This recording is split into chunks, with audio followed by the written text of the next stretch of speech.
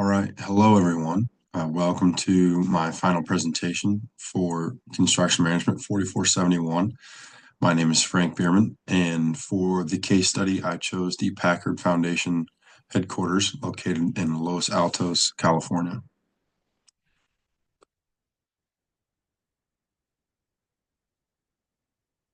So a little bit about the site.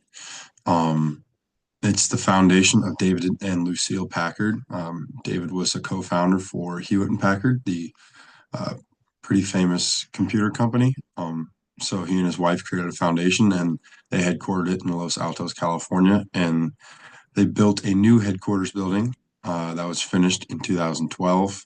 It's roughly 49,000 square feet, and it's an office type building. You can see it's a two-winged type of building with green space in the middle and connecting hallways between.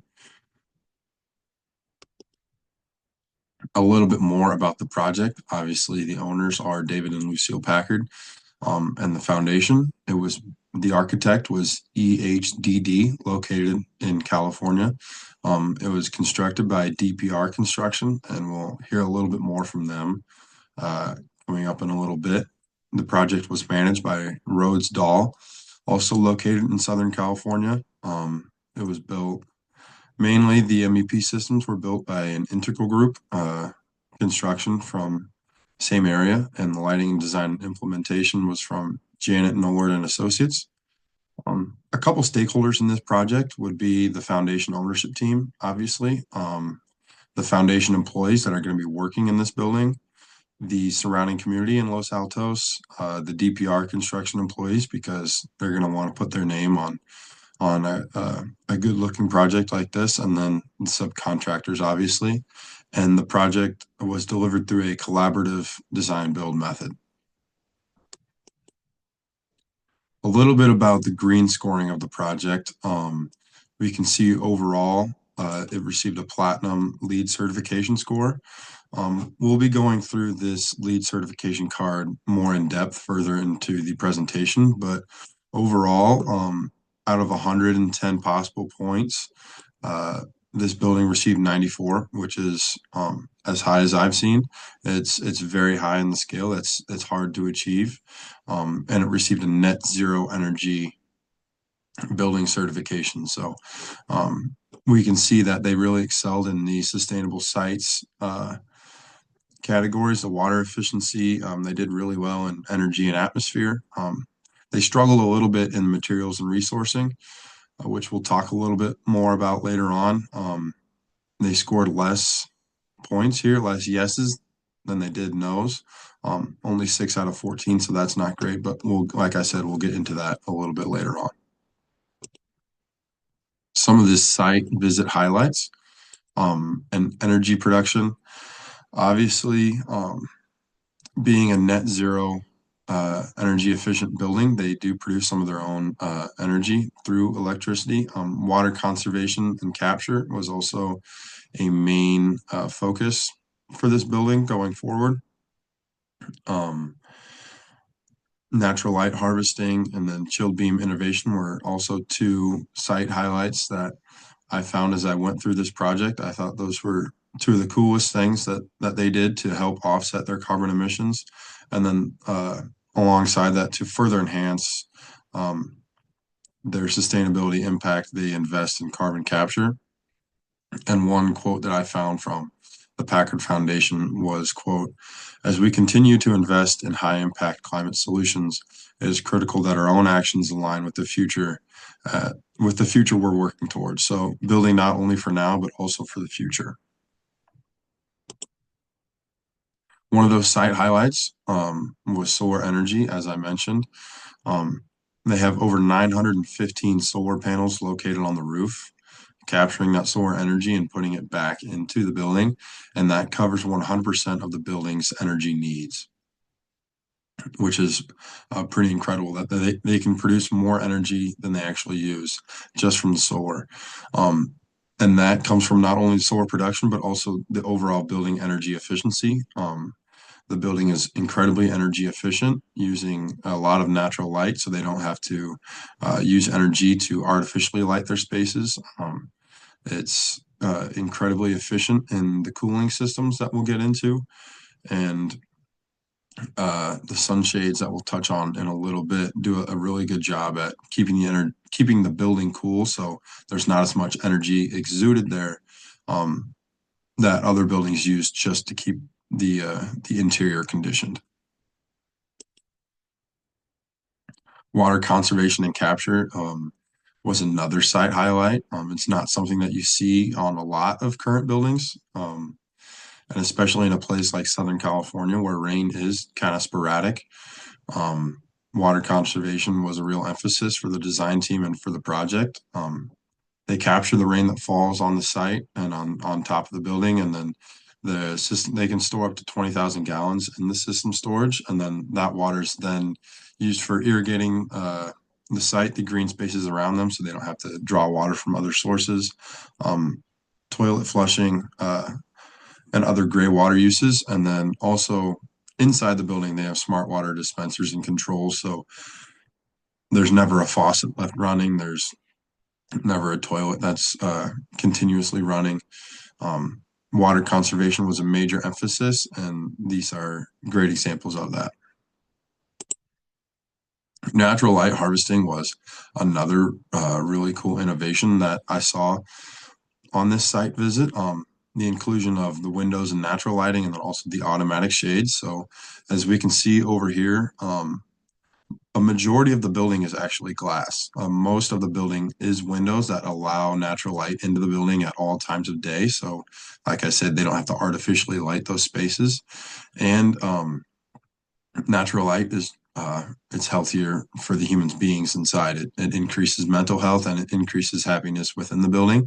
And then these sunshades are designed in place so as the sun moves throughout the sky, they shade the building appropriately, keeping it from getting too hot at noon times, and then allowing sun in when earlier or later in the day when other buildings would need to use artificial light. They don't necessarily need to. And then another really cool aspect of the building are these automatic sunshades that are on a timer. They're on a dial, so throughout the day they'll shift accordingly. So depending on where the sun's at, they're letting in a certain amount of light and a certain amount of heat, keeping the building cool and keeping the building efficient. These chilled beam technologies was another really cool thing that I learned. This is the first time I've ever been exposed to something like this. And essentially, it's the same principle as a floor heating model, where they have these cooled water pipes that run along the structural beams and throughout the interior of the building to draw the heat from the building and then keep the rooms cool. Like I said, they're water-filled coils with beams attached that suspend from the ceilings and structural beams. Um, as the water's flowing through, as a floor heating plan would heat a room, these chilled beams cool a room. They draw the heat out and circulate the chilled water throughout the building continuously, keeping the building cool so they don't have a conventional HVAC system that's just blowing air throughout, which isn't necessarily the most efficient. This is a highly efficient cooling model that was employed. And then the last thing, not necessarily on site, but something that the Packard Foundation is doing is carbon capture investments. They're using a California company named Climeworks. They actively capture carbon from the atmosphere and then store it underground. And that entire process is powered by renewable energy. So that's just another way that they can further their sustainability footprint and continually cut down on their environmental impact. Getting into a little bit of the design and building process. Some of the pros were the building was delivered on time. That's not something that you see on projects, especially complex projects like this. So that's definitely a pro. The minimal ecosystem impact. They did an incredible job at limiting the impact they had on the surrounding community and then also the surrounding ecosystem on that lot. They did everything they could to keep the natural vegetation in the green spaces and reduce that impact as much as possible. And then There's a 90% occupancy approval from the tenants working in the building. 97% of them approve and are happy with the spaces that they indulge in. Some of the cons, not necessarily cons, just more of some hurdles that come with this building process. With a complex build like this, the numerous stakeholders, the complex design, there are numerous parties and avenues that need to go through for approval. So it's not going to go as quickly as a conventional build. There's multiple people that need to sign off on things, multiple people that need to give their approval for what's going to go on, what's going to be implemented, and um, what may or may not be introduced to the building. And then with a building like this, there are going to be some higher costs. Using energy efficient models and incredibly efficient design, it's obviously not a conventional building, so it is going to cost a little bit more. And then a quote down here from DPR Construction, the people that built the building, was, quote, "The commitment to the additional fee associated with post-occupancy monitoring and correction of assumptions in the design is an admirable approach and one that should be more prominently featured." So they're saying that just at that continual investment, not only in the build, which was a higher cost, but also the building in the future, is something that is certainly admirable. Admirable. Some of the construction materials advantages. We'll look at the lead scorecard in a little bit, I believe. All items were at least 30% post-consumer content, so they're recycled content. They weren't brand new, pulled out of a forest or pulled out of a mine. They were recycled content. And then, like I said, all items, they have been recycled and they can be recycled again at the end of their life. So that's a continuous life cycle. It's not an end of life cycle model where they're just thrown in a landfill. Some disadvantages of of using these particular materials is you can get longer lead times. They may not be as readily available as a more conventional material, and then they are more expensive just because of the processes that they go through to be made, manufactured, and their availability. Material sourcing. So all of the materials for this project were sourced from the Pacific Coast and the Pacific Southwest. So when something like that happens, transportation emissions are limited, which is an emphasis for the project, and they're sustainably sourced. So any of the wood that was used was sourced from a sustainable forest. Some of the negatives coming from that, again, there may be some limited availability, and then along with that, some potential quality issues. Because you're only sourcing from one area of the United States, one region, you're not going even potentially international to limit that carbon footprint. There could be some quality issues along the way, which is something to be aware of. And then also an area that they got scored pretty low on their lead card was the reuse of any materials from the previous building. That kind of knocked on their score. I'm not sure that was really something that was in control of the project because I don't think there was much on this lot previous to them being there. But it was reflected poorly in their scorecard. Here are the scorecards that we're talking about with the construction waste. 95% of the construction waste was recycled and landfill diverted. That's well above average, and that's well above any other construction project that I've seen. So that's why we see the 2 out of 2 score here above 75%, well above 75%. We talked a little bit about that material reuse. They didn't get the 2 points there because they didn't reuse any of the previous building. That's where we see a lot of these black numbers, and that's why the 8 is higher than the 6. They only scored 6 out of 14 here.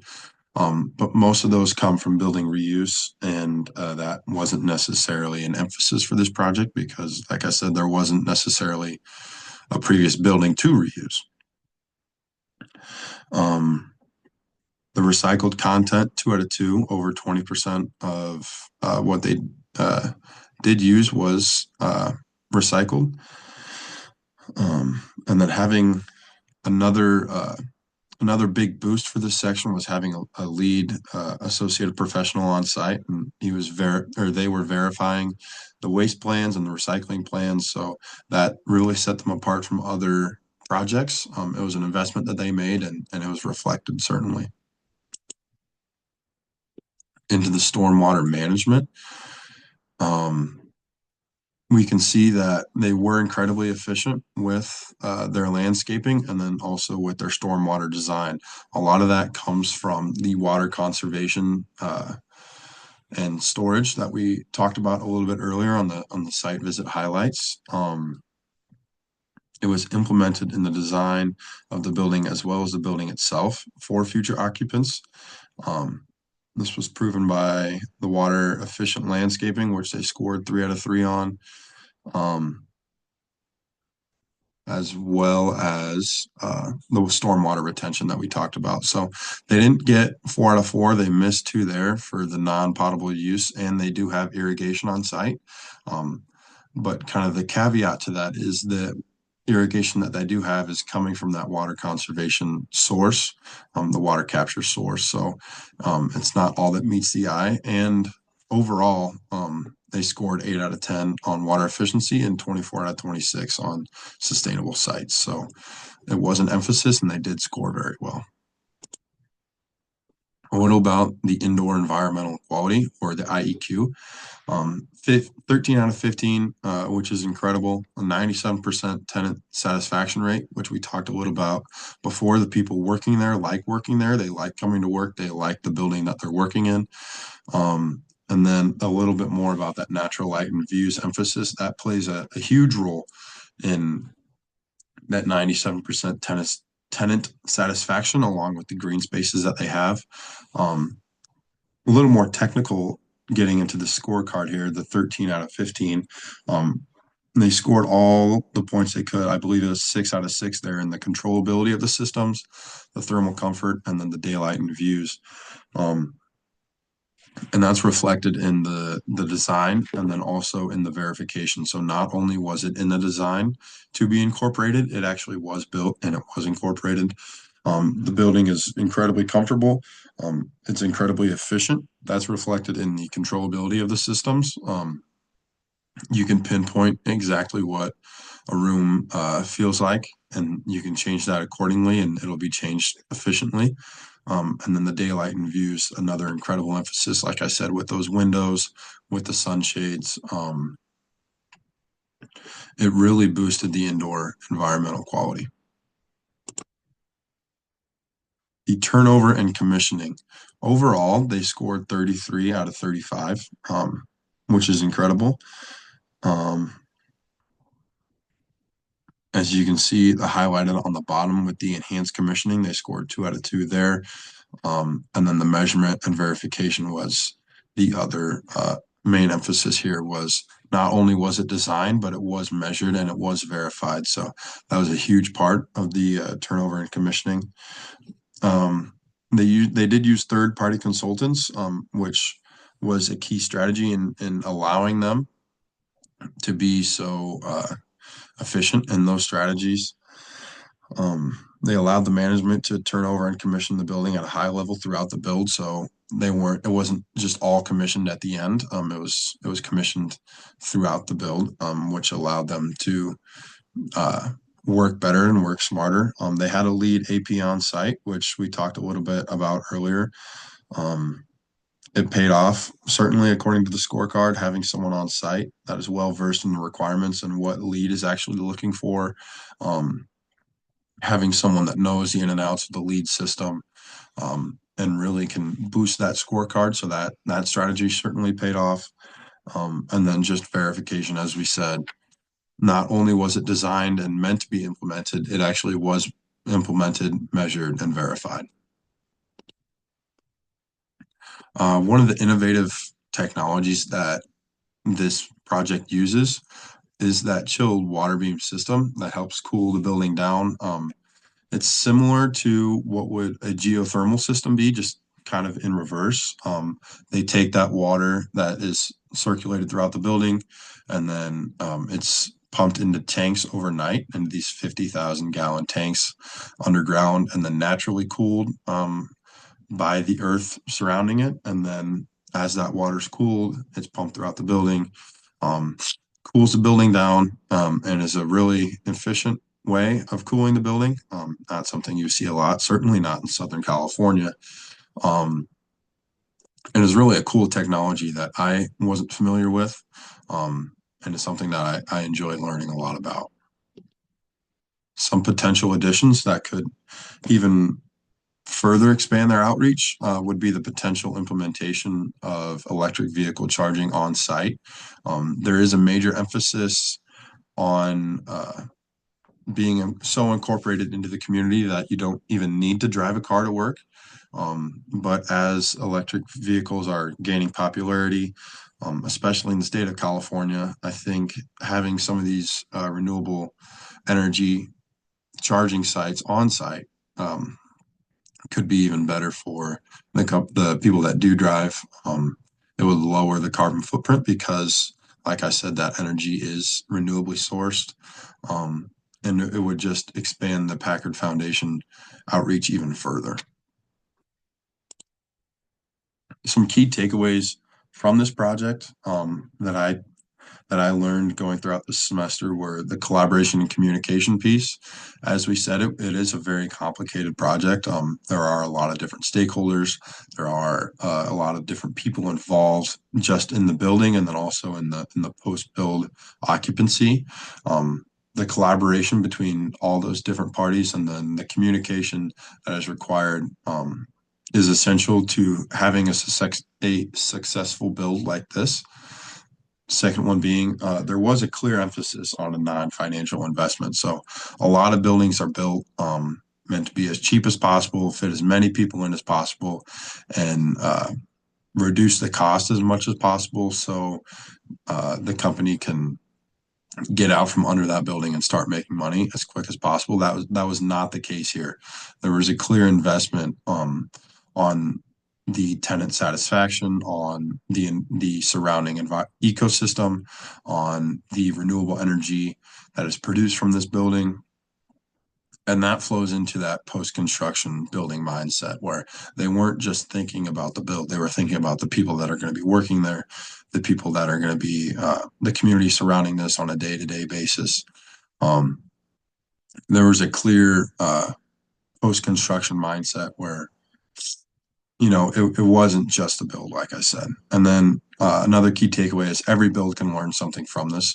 Obviously, not every build is going to be as efficient, as successful as this build. Not every building is going to be net zero, but they can take certain things like maybe water conservation or solar energy production or the natural daylight harvesting. Just certain different aspects that can be taken away from this project. Every build can implement something. Every build can learn something from this project. Um, it's really the state of the art building in terms of sustainability. And I think it will continue to be going forward. Here are some of the resources that I used from the Packard Foundation exclusively. And then here are some of the resources that I used, various magazine articles, a little bit about the carbon capture resources, and then um, from DPR Construction themselves. That is the conclusion of my presentation. I really enjoyed getting to know this build. Um, thank you.